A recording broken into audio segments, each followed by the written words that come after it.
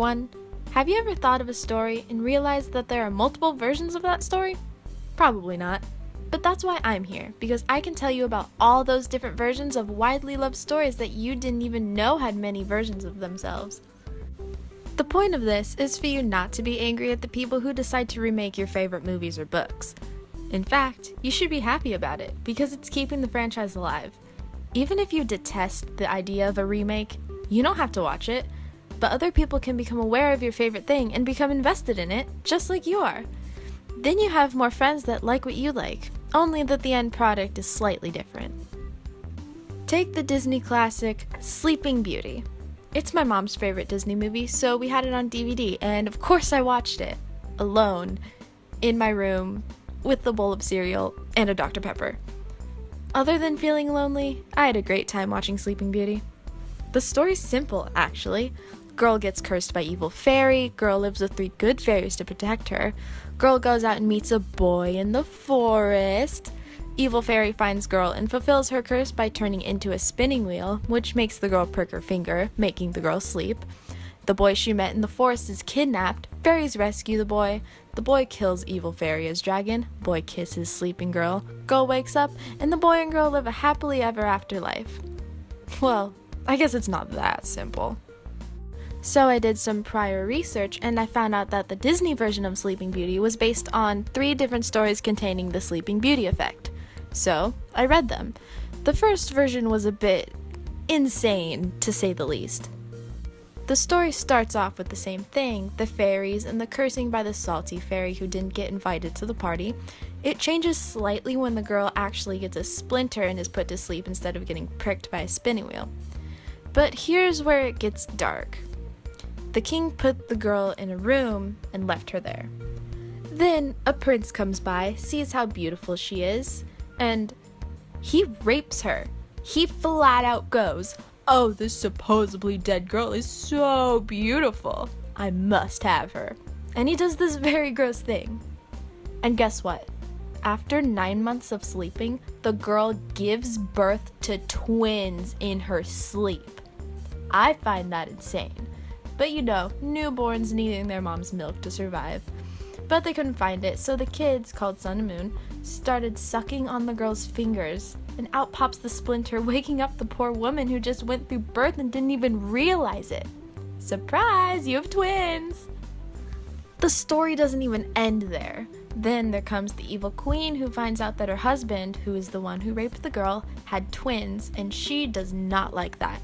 So her solution is to cook and feed the babies to their dad.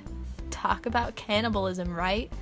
So eventually the prince comes back and saves the day and gets rid of the evil queen and marries the girl. Happy ending for the 2 of them, sure, but how gruesome can this story get with its mentions of rape and cannibalism? The other 2 stories taking place after this are vaguely similar, one ending with the queen getting tossed into a pit of snakes and dying, and the other one disincluding the evil queen and gets rid of the rape and the babies, and instead replaces that with thorns around a castle with a bunch of dead princes scattered among the spikes. You can probably tell by now why Disney did what they did, making the Sleeping Beauty story child-friendly in all sorts of ways. I have a feeling if they had kept many of the controversial and adult topics, there would be many angry families suing Disney for allowing a children's company to put out an animated princess movie with all those things.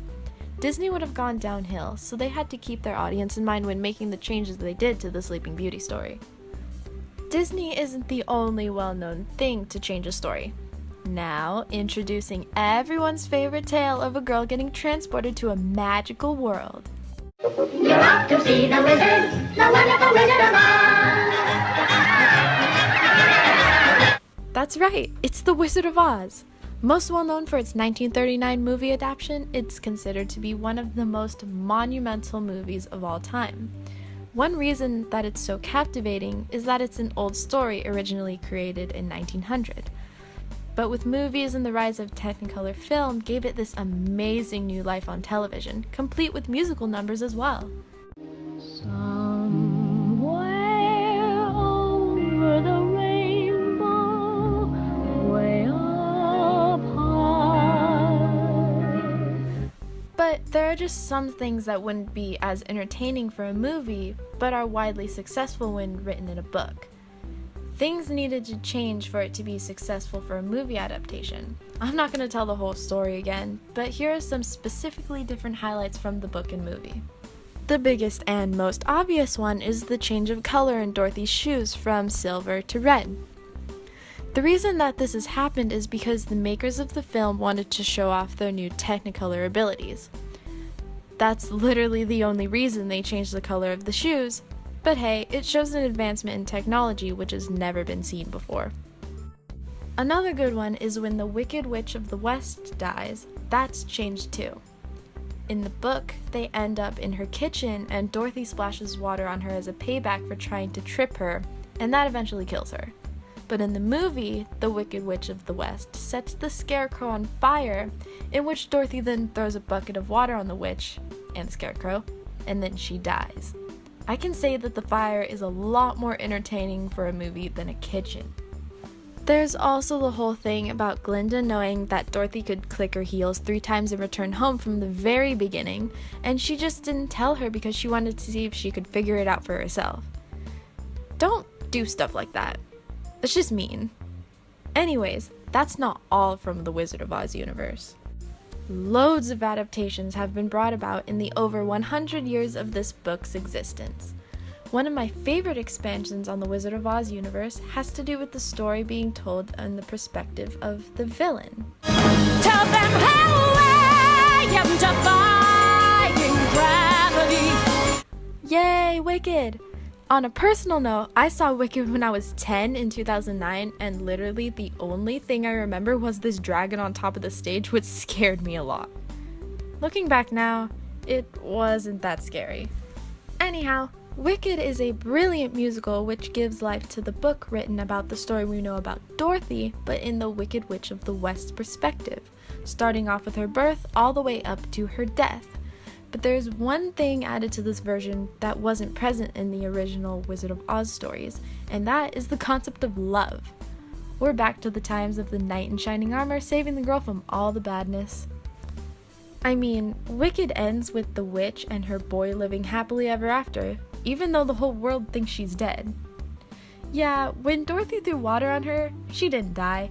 She hid in a trapdoor she had under the ground, waiting for her boy to knock on the door so they could run away together. See, now even the evil girl gets someone to love. I think society has gotten a whole lot more focused on love, which isn't a bad thing. It just sets more people up to be disappointed if they don't find their knight in shining armor.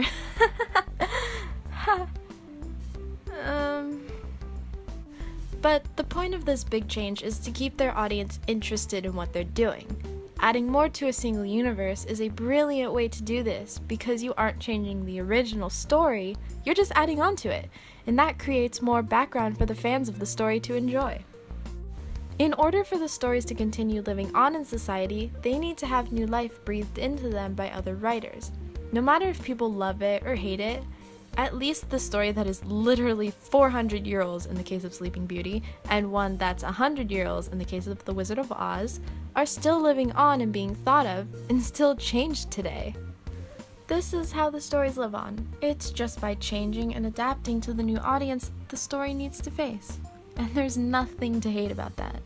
There's so much to love about the stories, and even if you don't like what the new version of your favorite story is, you gotta give credit to the writers for being imaginative and creative in their own way, because creativity is an important thing, and it needs to be acknowledged more. Okay, thank you for listening. I hope you enjoyed this crazy thing. Bye now!